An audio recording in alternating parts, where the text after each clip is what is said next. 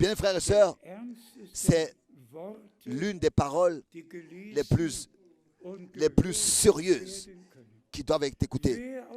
L'esprit de l'erreur. Celui qui est de Dieu, il nous écoute.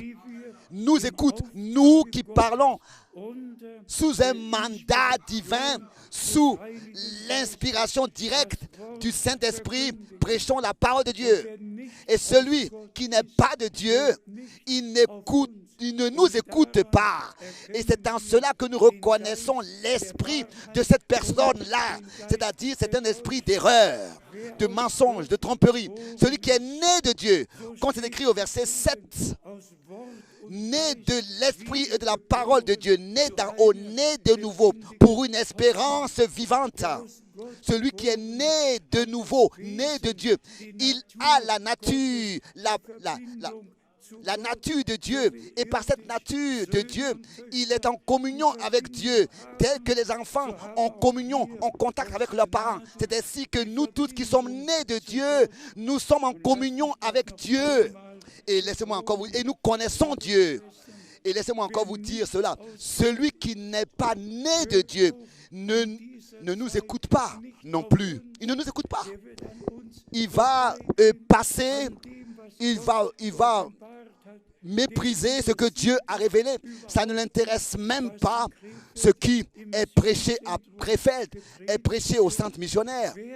Mais celui qui est né de Dieu, celui qui a vraiment l'esprit de Dieu, la vie de Dieu, reçu la nature de Dieu, la réconciliation, le pardon de ses péchés, la grâce et le salut, il est né de Dieu, il connaît Dieu, il aime, et tous ceux qui sont nés de Dieu écouteront la vraie parole de Dieu. Et ensuite, on peut ici faire la différence et dire, c'est en cela que nous connaissons l'esprit de la vérité et l'esprit de l'erreur qui anime cette personne. Si en ce que quelqu'un écoute ou n'écoute pas, accepte ou n'accepte pas, croit ou ne croit pas, en cela on reconnaît quel esprit il a. L'incrédulité l'incrédulité détruit, l'erreur détruit. Et c'est un esprit, comme le Seigneur a dit, si vous ne croyez pas que je le suis, vous mourrez dans vos péchés. Jean 8. L'incrédulité meurt, nous attire la mort spirituelle sur nous. Et la foi nous lie avec Dieu et accepte et reçoit ce que Dieu a dit dans sa parole. Lisons encore une fois la dernière partie.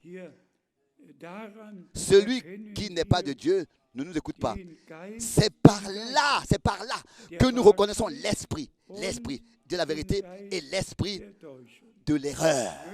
C'est un esprit que Dieu accorde sa grâce, que dans chacun de nous et dans tous ceux qui maintenant croient le message divin, que ce soit l'esprit de la vérité qui nous domine et qu'il n'y ait pas un autre esprit de mensonge et d'erreur où alors notre cœur est habité de l'esprit de Dieu, de l'esprit de la vérité. Et on ne peut pas être habité en même temps d'un autre esprit. Ce n'est pas possible. Ainsi que Dieu puisse accorder sa grâce pour que nous puissions recevoir vraiment l'esprit de la vérité.